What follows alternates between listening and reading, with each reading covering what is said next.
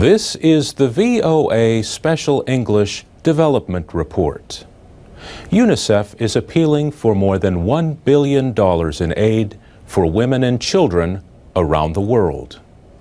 The United Nations Children's Fund has released its Humanitarian Action Report for 2010. The report lists 28 countries and territories with some of the world's most pressing crises affecting women and children. Haiti was considered to be in crisis long before the earthquake in January.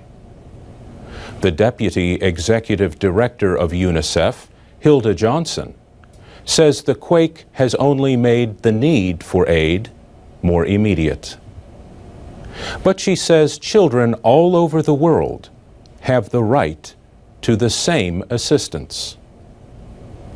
The Humanitarian Action Report discusses several issues that UNICEF says increasingly threaten the basic rights of women and children. It says climate change has caused droughts and food insecurity in many areas. High food prices and the global financial crisis of 2008-2009 have only added to poverty and malnutrition. And armed conflict continues to threaten the lives of millions. Hilda Johnson says children are always the most affected by conflicts and disasters. They face an increased risk of abuse, including sexual violence and other serious rights violations. UNICEF deals with about 200 emergencies around the world every year. The greatest need last year was in sub-Saharan Africa. The report says drought, food insecurity, and civil unrest affected about 24 million people.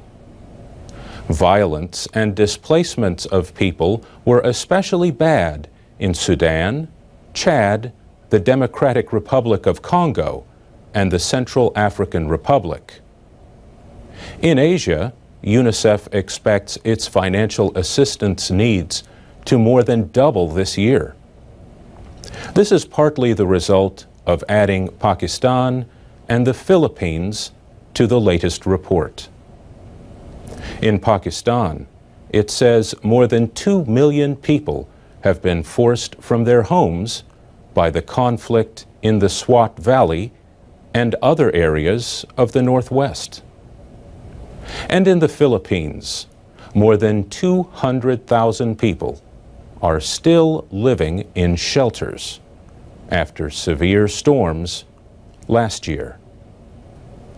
This year's UNICEF report talks about the value of public and private partnerships in helping children and families in emergencies.